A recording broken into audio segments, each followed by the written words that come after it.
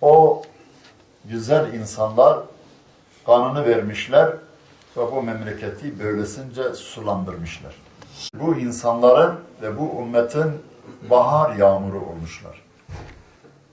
Yağmur nasıl ki yeri canlandırıyorsa onlar da öyle canlandırmışlar.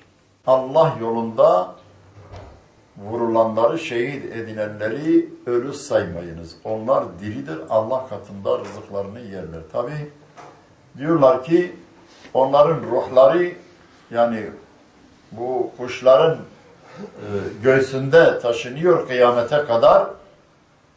Hakeza alimler diyorlar ki arkadaşlar, bize müjde veriyorlar ve o yolu takip edip şehit olmayanlar da, o yolu takip edip de şehit olmayanlar da, onlar da öldükten sonra onların da hakeza şehitler gibi ruhları kalplerin göğsünde taşınır kıyamete kadar. Kıyamette tabi cesetler kalkınca ruhlar oradan çıkar, zevk-u lezzet için cesetlere girer. Çünkü onların getirdikleri din hayattır, ölmeyecek kıyamete kadar. Nasıl ki onlara çifte mükafat verilir o şehitlere. Bir farkları budur.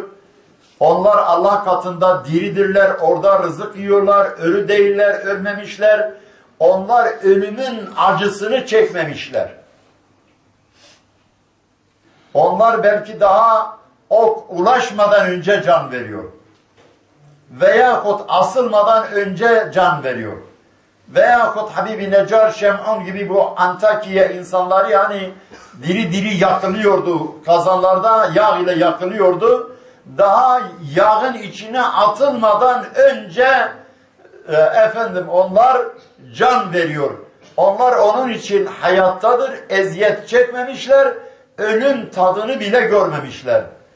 Bir bu arkadaşlar, diğer tarafı da davaları arkasında kalanlar için bakidir, canlıdır, diridir. Hatta ayet-i kerimede Allah-u Teala diyor ki o şehitler sonrakiler için de bunu bekliyor. Peki Allah da Kur'an-ı Kerim'de öyle misal veriyor. Diyor ki kafirlerin getirdiği metot, kanun, nizam, diyor ki yağmur mesela Nisan ayında oluyor, bir ay bakıyoruz ki hemen oluyor, hemen karlık oluyor. Yani çok sürmüyor onların, çok kısadır, bizimki uzundur.